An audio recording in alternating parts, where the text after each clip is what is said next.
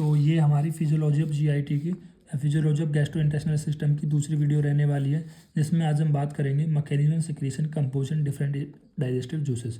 ठीक है, पहली वाली वीडियो में हमने काफ़ी कुछ एनाटॉमी देख ली थी। जीआईटी के अंदर एसेसरी ऑर्गन्स हो गए और मेन ऑर्गन्स हो गए। ठीक है, इनके बारे में काफ़ी कुछ हमने देख लिया था। जो आज हमें बात करनी है वो बात करनी है कि पहला कि माउथ के अंदर किन किन एंजाइम का सिक्रेशन होता है, मतलब पूरा जो जीआईटी है उसके बारे में। तो सबसे पहले हम स्टार्ट करते हैं माउथ से, स्टार्ट करते हैं इनिशियल स्टार्ट करते हैं कि माउथ में जो सिक्रेशन होता है वो सलाइवा का सिक्रेशन होता है। अब इतना आप सभी जानते हो कि सलाइवा किससे सिक्रेट होता है, सलाइवरी ग्लैंड से सिक्रेट होता है। और इसमें जो एंजाइम होता है सलाइवा में वो होता है टाइलिन। पी यहाँ पर साइलेंट होता है तो उसको हम बोलते हैं टाइलिन। और इस टाइलिन में जो सलाइवरी एमाइलेज की जो पीएच होती है वो 6.8 होती है, अप्रॉक्स नियर टू बेसिक की तरफ होती है। जो कि क्या करता है, न्यूट्रिएंट, मतलब वो स्टार्च का मतलब कौन से न्यूट्रिएंट का डाइजेशन करता है, तो वो स्टार्च का डाइजेशन करता है माल्टोज के अंदर। ठीक है, अब जितने भी यहाँ पर जो स्टार्च वगैरह है, फूड वगैरह है, इसको माल्टोज वगैरह में डाइजेशन यहाँ पर होता है।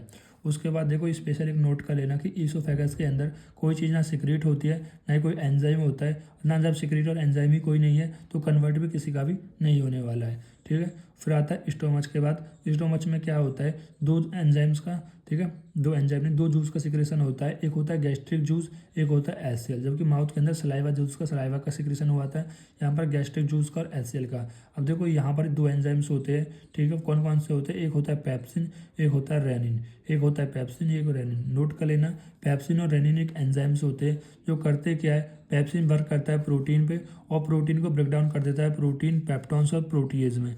ठीक है, जबकि रेनिन क्या होता है, ये छोटे बच्चों के अंदर ज़्यादा पाया जाता है, जो भी हमारा मिल्क प्रोटीन होता है। क्योंकि बच्चे, जो छोटे बच्चे होता है, इनका जो मेन इंटॉलरेंस होता है, टॉलरेंस मतलब मेन इंटेक जो होता है वो मिल्क प्रोटीन होता है। मिल्क को ज़्यादा लेते हैं, जिसको कैसिनोजन भी हम बोलते हैं। तो वो क्या करता है, उस मिल्क को क्या करता है, कडलिंग कर देता है, मतलब ब्रेक डाउन करने का वो काम करता है। तो मोस्टली ये जो रेनिन है वो छोटे बच्चों में ज़्यादा पाया जाता है। उसके बाद हम स्मॉल इंटेस्टाइन में देखते हैं। स्मॉल इंटेस्टाइन में 3 पार्ट होते हैं, डुडोनियम, जेजुनम और इलियम। तो जिसमें सबसे पहले हम बात करते हैं डुडोनियम की। तो डुडोनियम के अंदर यहाँ पर दो होते हैं, एक होता है बाइल, एक होता है पैनक्रियाटिक जूस। जो मैंने बताया, जो बाइल है वो कहाँ से आ रहा था, लीवर से आ रहा था। देखो अगर आपको ध्यान नहीं है तो मैं एक बार आपको रिकैप दिखा देता हूँ कि देखो यहाँ से देखो, ये जो हमारा लीवर है तो इस लीवर से यहाँ पर बाइल आ रहा है और इस पेनक्रिया से भी हमारा पेनक्रियाटिक जूस यहाँ पर ये आपको देखने को मिल रहा था। ठीक है, तो इसी तरीके से, और इनके अंदर जो इन जूस के अंदर कौन कौन से एंजाइम प्रेजेंट होते हैं, देखो एक स्पेशल नोट 100 स्टार नोट कर लेना कि बाइल के अंदर कोई भी यहाँ पर एंजाइम नहीं होता है। ठीक है, बाइल के अंदर कोई भी एंजाइम नहीं होता है, लेकिन बाइल यहाँ पर फैट का डाइजेशन करता है। क्या करता है, इमल्सिफाई करता है फैट का एंड मेड एल्कलीन। ठीक है, तो ये याद रखना कि फैट का इमल्सिफाई करता है। और एक और इम्पॉर्टेंट पॉइंट है कि वो क्या करता है, एल्कलाइन मीडियम करता है, यानी बाइकार्बोनेट का सिक्रेशन करता है। देखो यहाँ पर क्या हुआ, मैंने आपको बताया कि यहाँ से जो ये बाइल आ रहा है, तो ये बाइल क्या कर रहा है कि बाइल सेकंड पार्ट ऑफ डुडोनियम में एंटर कर गया। पहला तो इसने काम किया कि जो भी स्टोमच के अंदर फैट आ रहा था उसका डाइजेशन कर देगा, उसको ब्रेक डाउन कर देगा। और दूसरा देखो, इस स्टोमच से क्या सिक्रीट हो रहा था, एचसीएल सिक्रीट हो रहा था। अभी एचसीएल का जो होता है वो वन के लगभग होती है, मतलब इसकी पीएच 1 होता है, जो बहुत ज़्यादा एसिडिक होता है। अगर वो डायरेक्टली यहाँ पर डुडोनियम के अंदर चला गया, स्मॉल इंटेस्टाइन के अंदर चला गया, तो स्मॉल इंटेस्टाइन के अंदर वो क्या कर देगा, वो अल्सर वगैरह कर देगा। ठीक है, मतलब इसकी जो म्यूकस है उसको वो इरप्ट कर देगा और यहाँ पर अल्सर वगैरह हो जाएंगे। तो वो क्या करता है, जो हमारा बाइल है वो यहाँ पर सेकंड पार्ट डुडोनियम जाता है और जो ये एसिडिक है उसको यहाँ पर न्यूट्रलाइज करने का काम करता है। ठीक है, क्योंकि इसकी पीएच जो होती ज़्यादा होती है, तो इसकी पीएच ज़्यादा होती है, इसकी पीएच कम होती है, तो दोनों मिलकर क्या हो जाएंगे, न्यूट्रलाइज यहाँ पर हो जाते हैं, ताकि यहाँ पर जो डुडोनियम है स्मॉल इंटेस्टाइन में कोई अल्सर वगैरह ना हो। ठीक है, तो उसके इतना हो गया। फिर हम बात करते हैं पेनक्रियाटिक जूस की। अब ये हमारा जो एक्सोक्राइन पार्ट है पेनक्रियाज का, ये यहाँ पर क्या सिक्रेट करता है, पेनक्रियाटिक जूस सिक्रेट करता है। अब इसने यहाँ पर जो इस जूस सिक्रेट किया है, इसमें बहुत सारे एंजाइम्स होते हैं। एमाइलेज होता है, ट्रिप्सिन होता है, कीमोट्रिप्सिन होता है, कार्बोक्सी पेप्टाइडेज होता है और स्टेप्सन लाइपेज होता है। अब देखो यहाँ पर देखो, जो एमाइलेज होता है, ये एमाइलेज क्या करता है, ये स्टार्च का डाइजेशन कर रहा है। स्टार्च का डाइजेशन एक जगह और हो रहा था, वो हो रहा था हमारा आपके माउथ के अंदर, क्योंकि वहाँ पर कौन था, वहाँ पर सलाइवरी एमाइलेज था। और यहाँ पर भी क्या है, सलाइवरी एमाइलेज है। ठीक है, यहाँ पर पेनक्रियाटिक एमाइलेज हो जाएगा, तो आप यहाँ पर लिख सकते हो, यहाँ पर पेनक्रियाटिक एमाइलेज है, वहाँ पर सलाइवरी एमाइलेज है। दोनों ही क्या करते हैं, स्टार्च का डाइजेशन करते हैं। और स्टार्च को किस में तोड़ते हैं, देखो पहले उसने स्टार्च को माल्टोज में तोड़ा था, अब ये स्टार्च को किस में तोड़ देगा, डाइसैकेराइड्स में तोड़ देता है। ठीक है। देन उसके बाद हम बात करते हैं ट्रिप्सिन, कीमोट्रिप्सिन की, कार्बोक्सीपेप्टाइडेज की।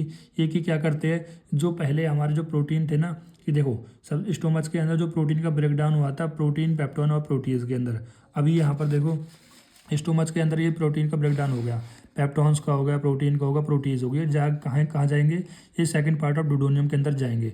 अब जैसे ही यहाँ पर गए तो यहाँ के अंदर इंटेस्टाइनल जूस से इसके लिए कौन कौन आते हैं, कीमोट्रिप्सिन, कार्बोक्सीपेप्टाइड, ट्रिप्सिन। तो ये क्या कर देते हैं, उनको और भी ज़्यादा ब्रेकडाउन करके किस में तोड़ देते हैं, डाईपेप्टाइड्स में, डाईग्लिसराइड के अंदर यहाँ पर ये आपको तोड़ देते हैं। मोस्टली डाईपेप्टाइड में सभी को तोड़ देते हैं। याद रखना कि प्रोटीन, पेप्टोन और डाईपेप्टाइड को थोड़े डाईपेप्टाइड के अंदर तोड़ देते हैं। दो अमीनो एसिड का जो बॉन्ड होता है वो डाईपेप्टाइड हम कह सकते हैं। उसके बाद जो ये हमारा लाइपेज है वो फैट का डाइजेशन करता है, ठीक है। उसको किस में तोड़ता है, डाईग्लिसराइड में तोड़ने का काम करता है, ठीक है। फिर उसके बाद आता है इलियम के अंदर। तो इलियम के अंदर क्या है, इंटेस्टाइनल जूस। जैसे मैंने आपको बताया था कि जो इंटेस्टाइन है वो स्मॉल इंटेस्टाइन का जो जूस होगा वो हमारा सक्कस एंटेरिकस कहलाता है, और लार्ज इंटेस्टाइन का नॉर्मली यहाँ पर जूस होता है। तो अब ये जो इलियम के अंदर देखो, इलियम कौन सा है, ये वाली जो इलियम है, ये वाली जो इलियम है इसके अंदर सीक्रेट होता है इंटेस्टिनल जूस। अब बात आती है कि इंटेस्टिनल जूस इस इलियम के अंदर कहाँ से आता है। देखो मैंने आपको क्या बताया था, म्यूकस के अंदर 4 लेयर्स होती है, ठीक है।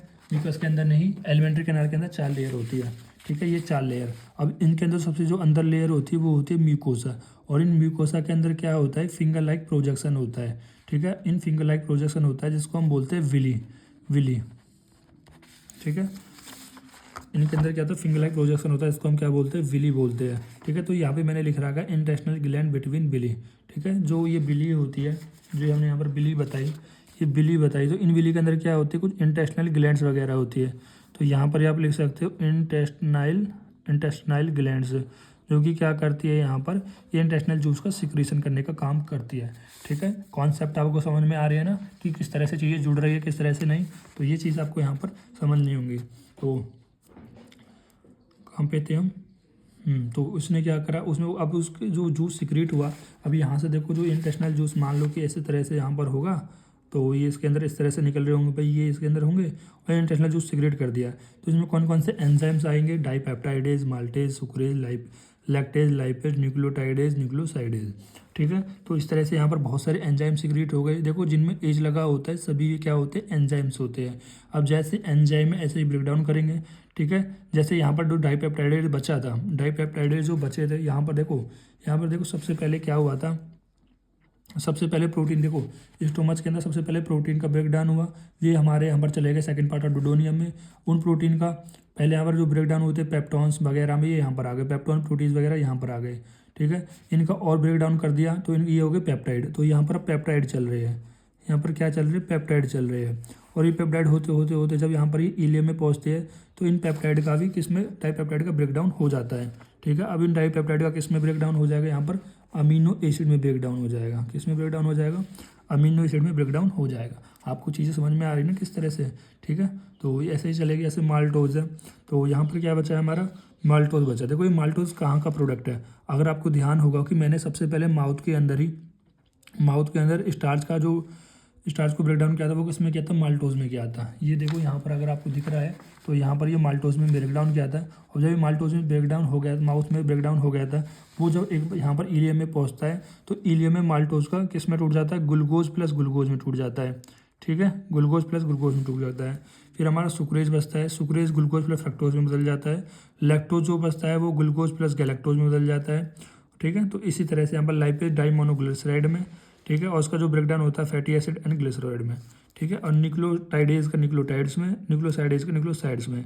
और न्यूक्लियोटाइड्स जो होता है वो न्यूक्लियोसाइड प्लस यहाँ पर फॉस्फेट और आ जाएगा, देन उसके बाद न्यूक्लियोसाइड हमारा शुगर प्लस बेस आ जाएगा, ठीक है। इस तरह से यहाँ पर ये ब्रेकडाउन होता चला जाएगा, ठीक है। ये जिस तरह से मैंने आपको समझाया है इस तरह से आपको भी ये ध्यान में रखना है कि किस तरह से यहाँ पर पूरा हो रहा है, ठीक है। तो ये सारा जो मैंने डायग्राम बना रखा है काफ़ी इंपॉर्टेंट है आपके लिए। अगर आप इस चीज़ को समझ लेते हो तो यकीन मानिए आप बहुत अच्छा है आगे निकल जाओगे बच्चों से, क्योंकि बहुत सारे बच्चों को नहीं पता होता है कि किस तरह से होता है। तो इतना ध्यान रखना है, एक बार में डाइजेशन नहीं होता है, डाइजेशन की भी स्टेप्स होती है। कि एक बार जैसे मैंने आपको बताया कि जो प्रोटीन है पहले वो डाइजेशन जो हुआ था वो हमारे स्टोमच के अंदर हुआ, और उसके बाद जो दूसरा उसका डाइजेशन हुआ वो हमारा डुडोनियम के अंदर हुआ, तीसरा जो डाइजेशन हुआ वो हमारे इलियम के अंदर हुआ। इस तरह कॉन्सेप्चुअल आप चलोगे तो आपको चीज़ें समझ में आ जाएंगी। देन उसके बाद हम बात करते हैं लार्ज इंटेस्टाइन के बारे में। देखो लार्ज इंटेस्टाइन के बारे में हमारा मोस्टली देखो 4 पार्ट होते हैं, लेकिन हमने यहाँ पर 2 ही पार्ट के बारे में बात करनी है। एक होता है कोलोन, एक होता है रेक्टम। अब ये जो कोलोन वाला पार्ट है, देखो कोलोन वाला पार्ट कौन सा होता है, ठीक, जो हमारा एक कोलोन वाला पार्ट है ना, ये जो कोलोन वाला पार्ट है, ये सारा कोलोन वाला जो पार्ट है, यहाँ पर जो देखो ये सिक्का में आता है ट्रांसवर्स कोलोन, ये ना असेंडिंग कोलोन, डिसेंडिंग कोलोन और असेंडिंग कोलोन। तो जो कोलोन वाला पार्ट होता है, तो इसमें क्या होता है कि absorb water and some remnant of digested food. देखो यहाँ पर क्या होता है कि यहाँ से बहुत सारे जो वाटर है उसको डाइजेशन करने का काम होता है, मतलब इसको रीअब्जॉर्ब करने का काम होता है। और अगर कुछ फूड बचा होता है तो वहाँ से भी इसको रीअब्जॉर्ब कर लिया जाता है, उसको कुछ न्यूट्रेंट वगैरह के, ठीक है। तो अब देखो यहाँ पर ये एक क्लिनिकल केस भी समझ लो कि यहाँ पर क्या बताया मैंने कि जो लार्ज इंटेस्टाइन वाला का पार्ट जो कोलोन होता है, वहाँ से वाटर को एब्जॉर्ब कर लिया जाता है और जो बचे कुछ रिमिनेंट डाइजेस्टिव फूड है उसको भी एब्जॉर्ब कर लिया जाता है। लेकिन इन केस ऑफ डायरिया, तो डायरिया में क्या होता है कि आप यहाँ से वाटर को एब्जॉर्ब नहीं कर पाते हो। Why we not absorb the water, क्योंकि यहाँ पर देखो जब डायरिया होता है तो इसमें मोस्टली जो अफेक्टेड पार्ट होता है वो क्या होता है, लार्ज इंटेस्टाइन होता है, ठीक है। और अगर आपकी एक बार जो लार्ज इंटेस्टाइन वो अफेक्टेड कर गई, ठीक है, लार्ज इंटेस्टाइन में अफेक्टेड हो जाती है तो यहाँ से वाटर एब्जॉर्ब नहीं हो पाता है, ठीक। तो फिर उसके बाद हम इसका ट्रीटमेंट कराने के लिए क्या देते हैं, हम लैक्टोबैसिलस देते हैं। तो लैक्टोबैसिलस क्या करता है, लैक्टोबैसिलस आपके जो भी बैक्टीरिया होते हैं, जो अच्छे वाले गुड बैक्टीरिया होते हैं, उनकी ग्रोथ कराते हैं और यहाँ पर आपकी बैक्टीरिया की हेल्थ को अच्छा करते हैं ताकि वो फिर से वाटर को एब्जॉर्ब कर सके, ठीक है। तो उसके बाद आता है हमारा temporary store digestion food and water. तो रेक्टम की बात बताया जा रहा है, जो रेक्टम वाला पार्ट होता है, ये जो ऐसे जो रेक्टम होता है, ठीक है, वो क्या करता है, थोड़े समय के लिए जो अनडाइजेस्ट फूड है उसको यहाँ पर स्टोर करने का काम करता है, फूड और स्टोर को, ठीक। अब देखो आगे हम बात करते हैं गैस्ट्रिक जूस के बारे में। क्या वो यही गैस्ट्रिक जूस नहीं है जो स्टोमक से सिक्रेट हो रहा था, ठीक है। आपको ध्यान रखना है गैस्ट्रिक जूस किससे सिक्रेट हो रहा है, स्टोमक से सिक्रेट हो रहा था। इसका जो वॉल्यूम है वो कितना है, 1200 ml per day to 1500 ml per day. इसका हम ये कह सकते हैं 1 से लेकर 1.5 लीटर पर डे इतना गैस्ट्रिक जूस सिक्रेट होता है, ठीक है। कौन सिक्रेट करता है, ये जूस आपके स्टमक सिक्रेट करती है। और इसका रिएक्शन किससे बताया गया है कि gastric juice is highly acidic with pH of 0.9 से 1.2 अप्रोक्स। आप इसको 1 के लगभग कह सकते हो कि जो गैस्ट्रिक जूस की जो पीएच है वो 1 के लगभग होती है। तो acidity of gastric juice due to the presence of hydrochloric acid. फिर यहाँ पर बताया जा रहा है कि जो इतना एसिड का वो गैस्ट्रिक जूस वो किसकी वजह से होता है, क्योंकि इसके अंदर क्या होता है, HCl होता है और स्पेसिफिक ग्रेविटी क्या होती है 1.002 से लेकर 1.004 तक इसकी स्पेसिफिक ग्रेविटी होती है, जिससे हमें कोई इतना लेना देना नहीं है अभी के लिए। तो फिर इसके बाद हम बात करते हैं गैस्ट्रिक जूस। तो गैस्ट्रिक जूस में क्या होता है, वाटर 99.5% होता है, सॉलिड 0.5% होता है। जैसा कि मैंने आपसे कहा था, ठीक है, जैसे कि मैंने आपके कहा सभी की जो हमारा सॉलिड होता है वो 0.5% होता है एक्सेप्ट बाइल जूस। शायद मैंने पहले गैस्ट्रिक जूस बोल दिया होगा गलती से, तो उसमें केवल बाइल जूस को छोड़कर जितने भी हमारे जूस होते हैं उनमें सॉलिड 0.5% ही अवेलेबल होता है, ठीक है। तो इसके 0.5% में ऑर्गेनिक सब्सटेंस, इन 2 चीज़ आती है, ऑर्गेनिक और इनऑर्गेनिक। ऑर्गेनिक के अंदर एंजाइम्स आते हैं, pepsin, rennin, gastric lipase, gelatin और यूरेज। ये आपको याद होने चाहिए, ठीक है। देखो पेप्सिन और रेनिन तो मैंने बताए थे कि गैस्ट्रिक जूस से जो सिगरेट होता है उसे 2 एंजाइम सिगरेट होते हैं, पेप्सिन और रेनिन। और गैस्ट्रिक से सिगरेट होते हैं तो गैस्ट्रिक लाइपेज और गिलेटिनाइनेज आप वैसे भी याद रख सकते हो, यूरेज और रख लेना। जितने भी एंजाइम है बहुत इंपॉर्टेंट है आपके याद करने के लिए कि कौन से एंजाइम सिगरेट होते हैं। और अदर इनऑर्गेनिक सब्सटेंस में उसमें म्यूकस होता है, इंट्रास्टिक फैक्टर होता है, ठीक है। और इनऑर्गेनिक में तो आप जितने भी HCl, sodium, potassium, chloride, fluoride आप यहाँ पर बता सकते हो। अब देखो मैंने यहाँ पर ये स्टोमक बनाई है, पूरी स्टमक बनाई है। तो इस स्टमक में क्या है, देखो आप सभी पार्ट, ये बॉडी के पार्ट है तो सब जानते होंगे कि फंडस होता है, बॉडी होती है, एंट्रम होता है, ठीक है। स्टोमक के बॉडी के पार्ट आप सभी लोग जानते होंगे कौन कौन से इसके पार्ट होते हैं। पहले हम यहाँ पर बात करते हैं बॉडी के अंदर। देखो कुछ सेल्स होती है जिसको हम बोलते हैं पैराइटल या ऑक्जेंटिक सेल, जो कि कहाँ पर होते हैं, located in the body of stomach. Located कहाँ पर होते हैं, स्टोमच की बॉडी में होते हैं। दूसरा, अब ये जो पैराइटल ऑक्जेंटिक सेल्स होती है वो सिक्रेट करती है, HCl सिक्रेट करती है और इंट्रिंसिक फैक्टर सिक्रेट करती है। काफ़ी इंपॉर्टेंट है, ध्यान रखना, इसका क्लिनिकली मैं आपको भी बताऊंगा। उसके बाद आता है पेप्टिक और चीफ सेल। और पेप्टिक और चीफ सेल ये भी कहाँ पर होती है, ये भी आपकी स्टोमक की बॉडी में होती है, ठीक है। और दूसरा, ये सिक्रेट करती है एक पेप्सिनोजन। ये क्या सिक्रेट करती है, ये जो पेप्टिक सेल्स है वो सिक्रेट करती है क्या, पेप्सिनोजन को। और यही पेप्सिनोजन क्या करता है, डाइजेशन करता है प्रोटीन को, ठीक है। यही पेप्सिनोजन क्या करता है, डाइजेशन करता है प्रोटीन को, ठीक। देखो ये डायरेक्टली यहाँ पर पेप्सिन को प्रोटीन को डाइजेस्ट नहीं करता। मैंने आपको क्या बताया था, मैंने आपको बताया था पेप्सिन होता है, पेप्सिन क्या करता है, प्रोटीन को डाइजेस्ट करता है। देखो अभी ये जो पेप्सिनोजन है वो इनएक्टिव है, जैसे इस पे ये वाला जो HCl है वो वर्क करता है, ये पेप्सिन में कन्वर्ट हो जाता है, ये इस वाले में, ठीक है, पेप्सिन में कन्वर्ट हो जाता है पेप्सिन में और डाइजेशन ऑफ प्रोटीन करता है। ज़्यादा कॉम्प्लेक्स ना बनाते हुए इतना ध्यान रखना है कि जो पेप्सिनोजन है, ठीक है, पेप्सिनोजन पे जो वर्क करता है HCl, ये कहाँ से सिक्रेट हुआ, देखो तभी तो वो ऊपर है भाई, जब वो तभी ऊपर क्यों है, ये पैराइटल जो ऑक्सीजनेटिंग सेल इसलिए ऊपर है ताकि ऊपर से जो HCl आए, यहाँ से जो HCl आए वो इस पेप्टिक सेल के पास जाए और इस पेप्टिक सेल के पास जो इनएक्टिव पेप्सिनोजन है उसको एक्टिव कर दे, और इसने एक्टिव कर दिया कि इसमें पेप्सिन में एक्टिव कर दिया, ठीक है। अब जैसे ही पेप्सिन क्या हो जाएगा, एक्टिव हो जाएगा, तो इसमें जो भी प्रोटीन आएगा ऊपर से तो वो उसको डाइजेस्ट कर देगा। तो यहाँ पर अभी किसका डाइजेस्ट कर देगा, प्रोटीन का डाइजेस्ट कर देगा। कितना आसान है अगर चीज़ों को आप ऐसे समझोगे तो, ठीक है। उसके बाद जी सेल, फिर हम बात करते हैं जी सेल की। देखो जी सेल कहाँ पर है, ये एंट्रम वाले में, हमारा जो स्टोमक का एंट्रम वाला पार्ट है इसमें सिचुएटेड होती है, और दूसरा ये एक हार्मोन सिक्रेट करती है गैस्ट्रिन, जो कि सर्कुलेशन में मिल जाता है। पर इतना ध्यान रखना जो गैस्ट्रिन है वो गैस्ट्रिक जूस का पार्ट नहीं होता है, ठीक है, इसमें ऐसा कुछ खास है नहीं।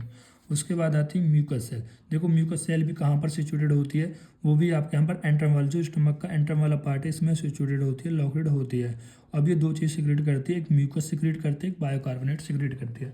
बात आती है ये म्यूकस और बायोकार्बोनेट सिक्रेट क्यों कर रही है, क्योंकि आगे क्या आ रहा है आपका, डुडोनियम आ रहा है, ठीक है, और डुडोनियम किसका पार्ट है, हमारा स्मॉल इंटेस्टाइन का पार्ट है। और जो यहाँ से जो एसिड आ रहा है, क्योंकि हमने क्या बताया कि यहाँ से एसिड सिक्रेट हुआ, ये एसिड निकल रहा है, इससे एसिड निकल रहा है, इस वाली सेल से, पैराइटल सेल से एसिड निकल रहा है। अब ये जो एसिड है इसकी जो पीएच का लगभग 1 के बराबर है, अगर वह डायरेक्टली डुडोनियम के अंदर पहुँच गई तो वो अल्सर कर सकती है, ठीक है। तो उसके लिए एंट्रम वाली सेल क्या करती है, पहले से ऐसी मैकेनिज्म हमारी बॉडी में फिट रखती है कि वो म्यूकस और बायोकार्बोनेट, म्यूकस और बायोकार्बोनेट दोनों को यहाँ पर क्या कर रही है, वो सिक्रेट कर रही है डुडोनियम के अंदर, ताकि जो ये HCl है वो कैसा हो जाए, न्यूट्रलाइज हो जाए, और हमारी जो अल्सर वगैरह डुडोनियम है स्मॉल इंटेस्टाइन के अंदर ना हो, ठीक है। इतनी बात समझ में आ रही है, ठीक। देखो यहाँ पर मैंने ये जो बातें थी सेम वही लिखी है, बस एक पॉइंट एक्स्ट्रा है कि जो कि होता है कि पैराइटल जो सेल है वो सिक्रेट करती है HCl और इंट्रिंसिक फैक्टर, जो मैंने आपको यहाँ पर बताया था। मैंने बताया था कि इंट्रिंसिक फैक्टर का मैं आपको एक क्लिनिकल समझाऊंगा, ठीक है। पहले तो याद रखो जो इंटेस्टाइन फैक्टर है वो कहाँ पर बन रहा है, स्टोमच के अंदर बन रहा है, स्टोमक के अंदर बन, देखो स्टोमच बोल दो, स्टोमक बोल दो, अलग अलग है, ठीक है, आप लैंग्वेज में मत जाना। देखो तो फॉर्मेशन जो साइट है वो स्टोमक के अंदर बन रही है, और एरिया ऑफ एक्शन कहाँ पर है, मतलब वो वर्क कहाँ पर करती है, ये जब ये जो हमारा कहाँ पर वर्क करती है, इलियम के अंदर वर्क करती है, ठीक। इसकी इंपॉर्टेंस क्या है, देखो इसकी इंपॉर्टेंस यहाँ पर बताई गई है कि जो हमारा इंट्रिंसिक फैक्टर है वो एब्जॉर्प्शन करता है विटामिन B12 का, ठीक है। अगर इंट्रिंसिक फैक्टर नहीं होगा तो विटामिन B12 का एब्जॉर्प्शन भी नहीं होने वाला है, ठीक है। अब देखो ये विटामिन B12 क्या करता है, ये मैचुरेशन करता है हमारा RBC का, किसका मैचुरेशन करता है, RBC का।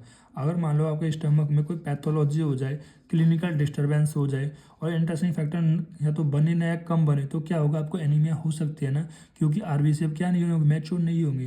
देखो आप सभी लोग जानते हैं कि 120 डेज में हमारी जो RBC है वो डिस्ट्रॉयड हो जाती है by through of spleen, spleen के थ्रू, ठीक है। इतनी इंग्लिश अच्छी नहीं है तो बस आप याद रखना, स्प्लीन के थ्रू हमारी जो RBC है वो डिस्ट्रॉयड हो जाती है, इसको ग्रेवयार्ड ऑफ RBC भी कहती है। अब न्यू RBC बनेगी तो न्यू RBC कौन बनाएगी, आपकी जो लॉन्ग बोन्स होती है, तो इन लॉन्ग बोन्स के अंदर देखो, इन लॉन्ग बोन, एक येलो बोन मैरो होता है, एक रेड बोन मैरो होता है, ठीक है, एक येलो बोन मैरो होता है, एक रेड बोन मैरो होता है।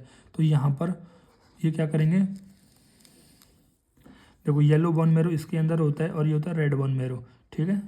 ये रेड बोन मैरो क्या करता है, आपकी RBC की यहाँ पर फॉर्मेशन करता है। और RBC की फॉर्मेशन कैसे होगी, तो यहाँ पर मैंने बताया कि होम्योपैथिक स्टेम सेल्स प्रेजेंट होते हैं इसी के अंदर, जो कि आपकी red blood cell, platelet, white blood सभी की यहाँ पर ये फॉर्मेशन करता है। अब ये बन तो गई है, लेकिन इसे मैच्योर होने के लिए किसकी ज़रूरत होती है, विटामिन B12 की ज़रूरत होती है, ठीक है। तो अगर विटामिन B12 नहीं बनेगा तो ये मैच्योर नहीं होंगी और ये पहले डिस्ट्रॉयड हो जाएंगी, ठीक है, जिसकी वजह से स्प्लीन को लगेगा कि ये इमेज, मतलब ये क्या हो गई, 120 हो गया और इसको ये डिस्ट्रॉय कर देगा। तो इसलिए क्या कर जाता है, एनीमिया की कंडीशन यहाँ पर हो सकती है, ठीक है। और एक और एनीमिया आपको बताना है कि मैंने आपको एक आर्थ्रोपोएटिन हार्मोन भी बताया था, अगर आपको ध्यान हो कि जो आर्थ्रोपोएटिन हार्मोन है वो भी क्या करता है, वो भी आर्थ्रोपोएटिन हार्मोन रेड बोन मैरो के पास या बोन मैरो के पास जाता है और वहाँ से क्या कराता है, आपका रेड ब्लड सेल या इनकी प्रोडक्शन कराता है, ठीक है। आर्थ या किडनी, जैसे किडनी खराब हो जाती है तो आर्थ्रोपोएटिन नहीं बनेगा, तो उस केस में भी एनीमिया आपको देखने को मिला था, जिसकी हमने बात पहले की थी, ठीक है। अगर आप इस तरह से चीज़ों को ध्यान रखते हो तो आप आसानी से एक अच्छे डॉक्टर बन जाओगे। अब यहाँ पर बात की गई है जो ये हमने बताया ना कि जो हमारा पेप्टिक सेल थी, ठीक है, कौन सी सेल थी, पेप्टिक सेल थी ना ये। हाँ, पैराइटल सेल, पेप्टिक नहीं, जो पैराइटल सेल थी, जो पैराइटल सेल थी वो क्या सिक्रेट करती है, HCl सिक्रेट करती है गैस्ट्रिक जूस में। तो ये HCl क्या करता है, पेप्सिनोजन को पेप्सिन में कन्वर्ट करता है। ये पेप्सिन आगे जाके फिर यहाँ पर प्रोटीन का डाइजेशन करता है, फिर उसके बाद एक्टिवेट करता है आयरन के एब्जॉर्बेशन को, ठीक है, आयरन के एब्जॉर्बन को एक्टिवेट करता है। और एंटीबैक्टीरियल एक्शन होते हैं। देखो एंटीबैक्टीरियल कैसे सर, देखो आप जो कोई ना कोई फूड खाते रहते हो उसमें कोई ना कोई बैक्टीरिया होता है, ठीक है। अब ऐसा तो नहीं कि हर बैक्टीरिया से आपको डिजीज हो जाती है, नहीं, क्योंकि जैसे कि मान लो बैक्टीरिया आपके अंदर आता है, हाई एसिडिक एसिड होने की वजह से वो क्या हो जाता है, डिस्ट्रॉय हो जाता है, वहाँ पर ग्रो नहीं कर पाता है। उसके बाद acidic medium optimum for protein digestion, और जो ये एसिडिक मीडियम है वो ऑप्टिमम होते हैं प्रोटीन के डाइजेशन करने के लिए भी, ठीक है। उसके बाद पेप्सिनोजन इन गैस्ट्रिक जूस, ठीक है, पेप्सिनोजन गैस्ट्रिक जूस, मतलब जो गैस्ट्रिक जूस में जो पेप्सिनोजन होता है उसका क्या काम करता है, pepsin active form of pepsin और partially digest protein to peptide and protein, ये पार्सली डाइजेस्ट करने का काम करता है। और intrinsic factor in gastric juice, ठीक है, intrinsic factor in gastric juice में इसका क्या काम होता है, ये नेसेसरी होता है विटामिन B12 के एब्जॉर्बेशन के करने के लिए। जब इलियम के टर्मिनल पे वो जाता है तो वहाँ से एब्जॉर्बेशन कराना जरूरी होता है विटामिन B12 का, यानी इंट्रेंसिक फैक्टर की वजह से ही हमारा विटामिन B12 का ऑब्जॉर्बेशन हो पाता है। म्यूकस इन गैस्ट्रिक जूस, ये प्रोटेक्ट करता है किसको, गैस्ट्रिक को प्रोटेक्ट, ये थोड़ा जल्दी प्रोटेक्ट करता है हमारे किसको, गैस्ट्रिक को, gastric mucosa from acid and pepsin digestion को। जैसे यहाँ पर क्या हुआ था कि यहाँ पर मैंने बताया कि जैसे यहाँ से पेप्टिक जो सेल्स है, पैराइटल सेल्स है, वो HCl का सिक्रीशन कर रही थी। अब ये HCl का सिक्रीशन अगर यहाँ पे आ गया तो डुओडेनम की जो बॉल है वो रैप्चर हो जाएगी, इरप्ट हो जाएगी। तो उसको प्रिवेंट करने के लिए यहाँ पर क्या करता है, जो म्यूकोसा है वो यहाँ से निकलती है और बाइकार्बोनेट वगैरह निकलते हैं। तो इसके बाद हम बात करते हैं mechanism of gastric secretion in gastric phase, ठीक है। मतलब अभी जो गैस्ट्रिक सिक्रेशन हो रहा था, ठीक है, गैस्ट्रिक सिक्रेशन आप जानते हो ना कौन कौन से सिक्रेशन हो रहे हैं, ठीक है। तो ये जितने भी गैस्ट्रिक सिक्रेशन हो रहे हैं तो वो कैसे हो रहे हैं, तो यहाँ पर इसकी मैकेनिज्म बताई गई है कैसे हो रहे हैं। देखो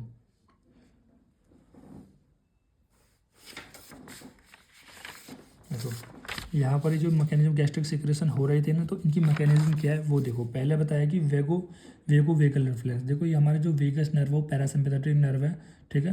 तो अब ये पैरासिम्पैथेटिक नर्व है तो वो क्या करती है, यहाँ पर एक तरीके से सिक्रेशन करती है, मतलब इन वेगस नर्व के थ्रू क्या सिक्रेशन होता है, ठीक है। दूसरा बताएगा local reflex in enteric nervous system. Local reflex क्या है कि जब भी मतलब आप फूड वगैरह को देखते हो तो उनसे आपसे कुछ नर्वस सिस्टम को सिक्रेशन होते हैं, ठीक है। दूसरा होता है हार्मोनल। हार्मोनल मतलब जैसे कि आपको हर 5 घंटे या हर 8 घंटे पे भूख लगती है ना, तो वो होती है हार्मोनल, ठीक है। अब जैसे इसको हम थोड़ा और समझते हैं फेज ऑफ गैस्ट्रिक सिक्रेशन को। जैसे पहला फेज होता है गैस्ट्रिक सिक्रेशन का, वो होता है सिफेलिक फेज। तो इस सिफेलिक फेज में क्या होता है, gastric secretion is influence by various stimuli before reaching the stomach. देखो यहाँ पर क्या होता है कि जब आहार का मतलब, आप इसे छोड़ो, आप इसे समझो पहले। सिफेलिक क्या होता है, सिफेलिक जो वर्ड होता है आपको ब्रेन से होता है, ठीक है। मतलब अगर आपको एक बार ब्रेन से सिग्नल जाता है तब जाके कुछ यहाँ पर जो हार्मोन्स है वो गैस्ट्रिक से सिक्रेशन होते हैं। कैसे, जैसे मैं आपके सामने रख देता हूँ बढ़िया बढ़िया मीठा रख देता हूँ, ठीक है, रबड़ी वगैरह रख देता हूँ, ठीक है, या फिर जो भी आपको अच्छा आइटम लगता है पिज्ज़ा वगैरह, अगर मैं उनके आपको सामने रख देता हूँ तो आपके माउथ में क्या होगा, आपने देखा सिग्नल गया, ब्रेन से सिग्नल जाएगा आपके गैस्ट्रिक में, ठीक है, आपके स्टोमच में सिग्नल जाएगा, और स्टोमच में सिग्नल जाएगा और कहेगा हे स्टोमच अपने आप को जल्दी से जल्दी रेडी रख, क्योंकि बहुत ज़्यादा अच्छा अच्छा आइटम आने वाला है और तुझे उसको पचाना भी है। इस तरह से आप समझ सकते हो कि जैसे ही आप किसी आहार को देखते हो तो हमारा ब्रेन से सिग्नल जाता है स्टोमच के पास, और स्टोमच क्या करती है, बहुत ज़्यादा और भी सलाइवा जूसेस का सिक्रेशन करने लगती है, अपने आप को पहले ही प्रिपेयर कर लेती है ताकि आहार आएगा और मैं अच्छे से उसको डाइजेशन कर सकती हूँ। ये तो होता है सिफेलिक फेज। दूसरा होता है गैस्ट्रिक फेज। अब ये गैस्ट्रिक फेज क्या होता है, जैसे ही आपका जो आहार है, आइटम है, जो भी आप खा रहे हो वो आपके पेट के अंदर आता है, स्टोमच के अंदर आता है, तब उस चीज़ों का सिक्रेशन होता है, ठीक है। उस समय सिग्नल मिल जाता है कि आपके अंदर कुछ आइटम आ गया है, तो उसको पचाने के लिए और ज़्यादा डाइजेस्टिव जो उसका सिक्रेशन वो करा दो। देन होता है इंटेस्टाइनल फेज।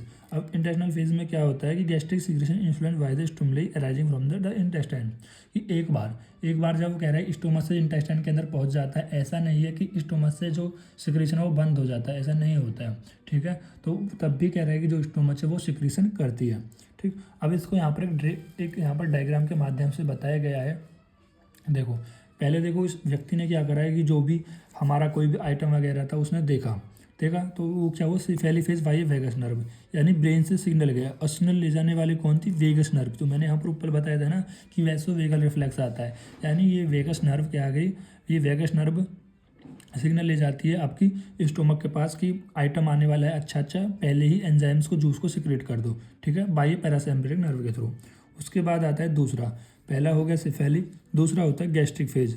अब गैस्ट्रिक फेज में क्या होगा, अब एक बार जब फूड से आइटम आ जाएगा, जब फूड में आइटम आएगा तो भी क्या होगा, कुछ लोकल नर्व्स के थ्रू या इसी वेगस नर्व के थ्रू या फिर गैस्ट्रिन हिस्टामिन स्टिमुलेशन के थ्रू क्या होता है, यहाँ पर बहुत सारे जूसेस का सिक्रेशन हो जाता है, ठीक है। तीसरा होता है हमारा, वो होता है इंटेस्टाइनल फेज के थ्रू, ठीक है, इंटेस्टाइनल फेज के थ्रू, यानी कि एक बार जो आहार है वो हमारे इंटेस्टाइन वगैरह में आ गया, फिर भी क्या होता है कि फिर भी हमारा यहाँ पर कुछ ना कुछ सिक्रेशन होता रहता है स्टोमक से। कैसे होता है, या तो हार्मोनल के थ्रू होता है या फिर नर्वस सिस्टम के थ्रू भी यहाँ पर फिर से और भी जूसेस का सिक्रेशन होता रहता है। पूरा मैंने आपको बिल्कुल अच्छे से समझाने की कोशिश की है।